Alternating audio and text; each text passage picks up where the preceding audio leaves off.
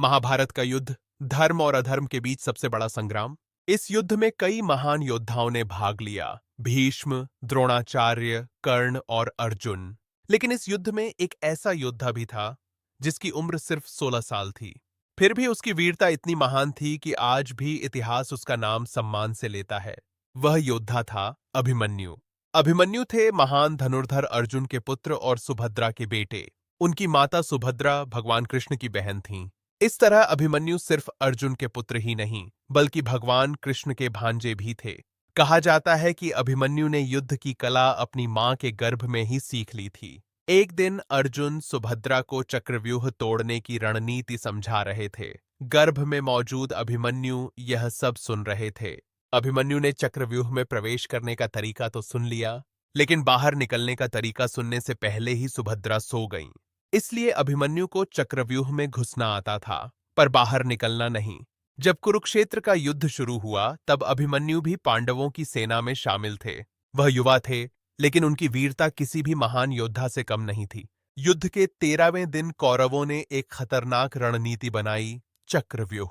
यह एक ऐसी सैन्य रचना थी जिसे तोड़ना लगभग असंभव माना जाता था।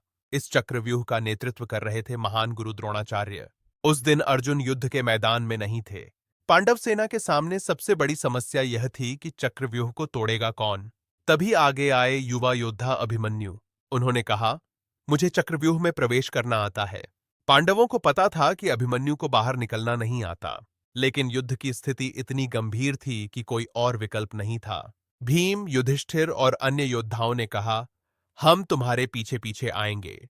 लेकिन जैसे ही अभिमन्यु ने चक्रव्यूह में प्रवेश किया, कौरवों ने पांडवों को बाहर ही रोक दिया। अब अभिमन्यु अकेले थे पूरी कौरव सेना के बीच। अभिमन्यु ने अकेले ही कौरव सेना के कई महान योद्धाओं को चुनौती दी।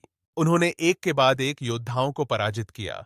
इतिहास बताता है कि उस दिन अभिमन्यु ने कौरव सेना में हाहाकार मचा दिया था। लेकिन धीरे धीरे कौरवों ने एक अधर्मी योजना बनाई। महान योद्धा कर्ण, दुर्योधन, अश्वत्थामा और कई अन्य योद्धा मिलकर एक साथ हमला करने लगे।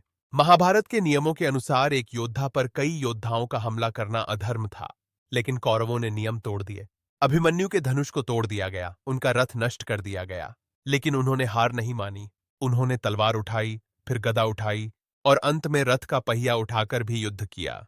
लेकिन आखिरकार कौरवों ने मिलकर इस महान योद्धा को मार दिया। इस तरह सिर्फ 16 साल का योद्धा इतिहास का सबसे महान बलिदान बन गया। जब अर्जुन को यह खबर मिली, तो उनका हृदय क्रोध और दुख से भर गया। अर्जुन ने प्रतिज्ञा ली, मैं कल सूर्यास्त से पहले जयद्रथ को मार दूंगा, वरना अग्नि में प्रवेश कर लूंगा। अगले दिन अर्जुन ने अपनी प्रतिज्ञा पूरी की। निष्कर्ष, अभिमन्यु की कहानी सिर्फ वीरता की कहानी नहीं है, यह साहस, कर्तव्य और बलिदान की कहानी है। इतनी कम उम्र में इतना महान पराक्रम, यही कारण है कि आज भी जब वीरता की बात होती है तो अभिमन्यु का नाम सबसे पहले लिया जाता है।